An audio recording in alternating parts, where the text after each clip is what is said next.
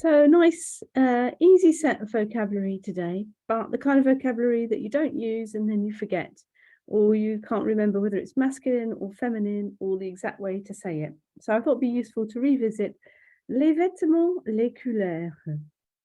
So, on peut être habillé ou au contraire nu. Ouh là là. So you can be dressed or naked.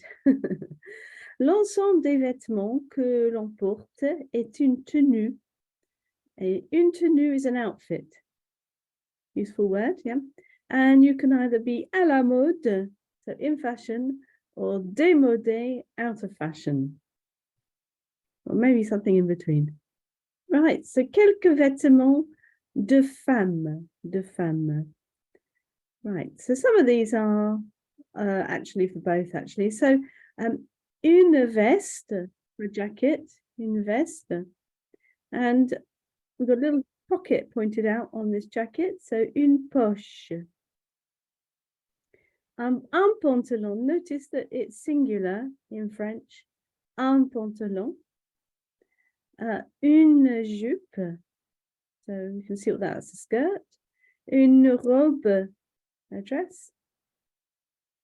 And then a top is literally un haut, like we would say, you know, we know that haut means the top, at the top, and it's literally how we say a top. Now for a woman only, a suit is un tailleur, just for a woman only. Pour une femme uniquement, un tailleur. A nice big coat like that, say un manteau, un manteau. And then a jumper, un pull. Sometimes people say un pullover. So they do say exactly the same word as we say, obviously pronounced in the French way. A suit which is a jacket and a skirt, c'est un ensemble. Un ensemble.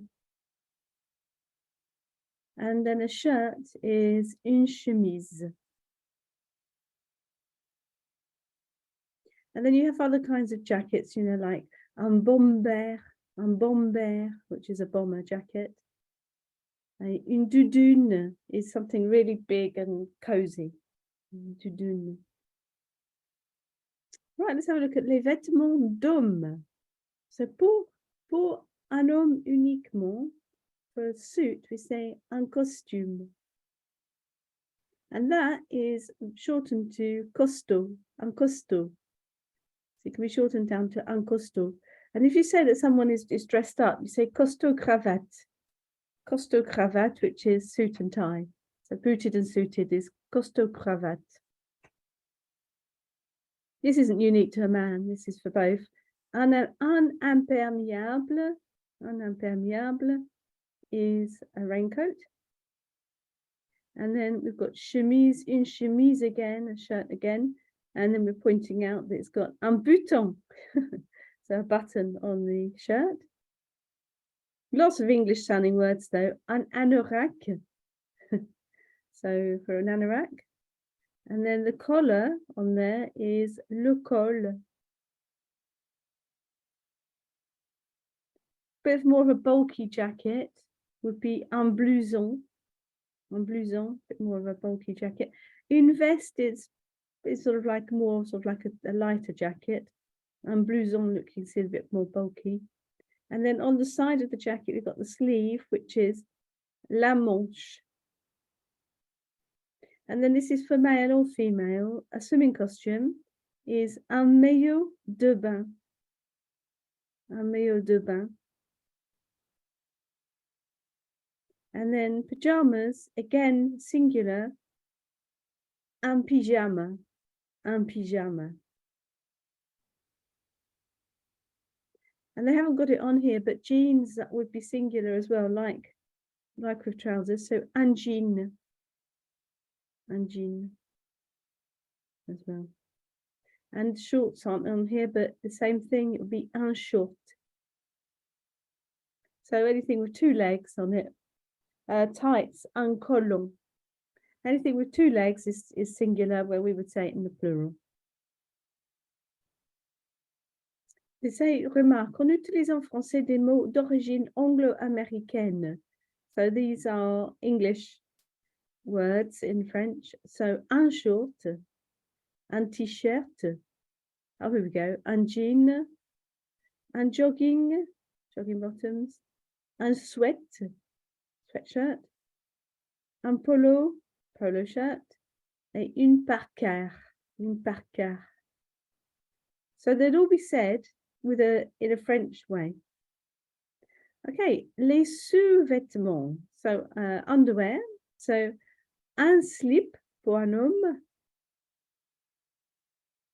un soutien-gorge for a bra, un collant, like I said, rather than, les collants, un collant, une culotte, but plural, des chaussettes. Des chaussettes. So socks would say des chaussettes. Now, shoes, again, plural, les chaussures. So what kind of shoes? So les chaussures à talons hauts, high heels. Des chaussures à talons plats would be flats. Flat is plat and talon is heels, so flat heels. And des bottes. Des bottes are boots. Some accessories, quelques accessoires. Une ceinture, a belt, and if you had a seat belt or something, you still use a belt, so une ceinture de sécurité, for example. So une ceinture. Good to try and remember that whether it's masculine or feminine as we go. Une écharpe en laine. So this is a scarf. Lots of people wearing them at the moment. Des gants, gloves. Un parapluie, umbrella. And des lunettes are glasses. And then anything kind of glasses starts with des lunettes. So les lunettes de soleil would be sunglasses. Les lunettes de piscine would be goggles, etc. So it always starts off with des lunettes. And notice they're plural, always plural, glasses, as they are in English. Okay, handbag. Un sac à main. And then whatever it's made of is en, and this one happens to be made of leather, so en cuir. So un sac à main en plastique. Un sac à main en tissu. So whatever it's made of is en whatever it's made of. And different kinds of hats. So un chapeau, you know that, a hat. Une casquette is a basketball hat. Un bonnet would be, like another kind of winter hat. Un bonnet. Un mouchoir en coton, don't see them very often, but un mouchoir is a tissue. So un mouchoir en coton is a hanky. And then notice it's en coton is what it's made of. And then you probably can't see it very clearly, but une cravate is a tie. And then this will say en soie, which would be silk. So en tells us what it's made of.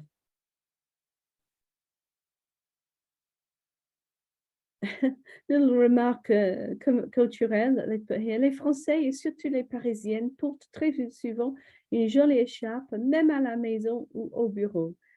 So apparently people wear scarves in all sorts of situations, especially the Parisians. It's true. It's a very sort of like French look, isn't it? The scarf. Okay, a few bits of jewelry. So les bijoux are jewelry. So what have we got then? So les bijoux peuvent être en. So when we see that être en, we know made of. Okay, made of. Or is gold. Argent is silver. Diamant is diamond. And then they said, or plastic. Okay, so un collier is a necklace. Un bracelet is a bracelet. Une broche is a brooch. Une bague, a ring. Une chaîne is a chain. So it could be, I suppose, around your wrist or your neck. Une montre is a watch. And une boucle d'oreille is an earring. Une boucle d'oreille. Now, nice little bit of revision at the end here about colours. Just have a look. So one thing to notice, for example, that they've got in brackets, they've got the feminine. You wouldn't hear that for most of these. You wouldn't hear it for blue. You wouldn't hear it for yellow or red, but you would hear it for green. So whether something's masculine or feminine. So bleu, jaune, rouge sound exactly the same, but the masculine of green is vert and the feminine of green is verte. So you would hear it there. You don't hear it on noir, but you do hear it on blanche. There's no difference for rose or orange. You hear it on grey, gris, grise, beige stays the same, and violet, violette. And then if you want to say light, you put the word clair behind it. And if you want to say dark, you put foncé behind it. And surprisingly, that's quite an easy thing to forget, even for advanced speakers, I think. So, le nom des couleurs sont masculins. Elle aime le rouge et le vert. So if you're saying in general that she likes red or she likes green, then you're always going to be in the masculine. So, elle aime le rouge et le vert. She likes red. She likes the red and the green. She likes red and green. But if it's with a noun as an adjective, then if it's a noun, it's le. And if it's an adjective, i.e. if it's describing something, it will agree depending on whether it's masculine or feminine, but we may or may not hear that. So, il a une chemise verte, because it's une chemise. But if they had a green bracelet, for example, il a un bracelet vert. So obviously it changes depending on whether the noun is masculine or feminine. Oh, très bien. So useful vocabulary, sort of thing that it's easy to forget. Even if you can remember the words, sometimes the details are hard to remember, or the range of different ways to say things. And the masculine and feminine sometimes can get mixed up. So I think it's useful to revisit these things, even if you knew them before. Bon, très bien. Merci beaucoup pour votre attention et puis à la prochaine alors. Merci beaucoup. Au revoir. Au revoir.